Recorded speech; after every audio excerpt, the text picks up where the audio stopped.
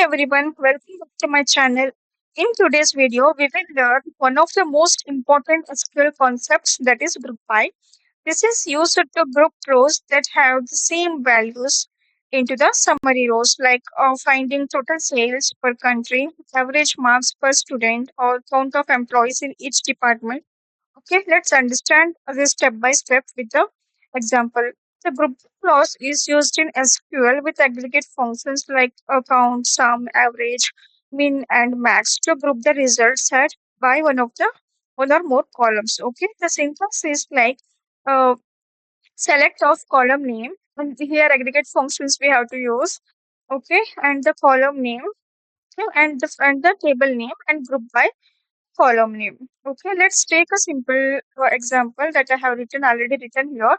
Suppose we have the table, okay, employees table we have with the following data, that is employee ID, name, department, and the salary. Now, if you want to know the total salary paid for each department, then we can write like this. Okay, let me execute this one.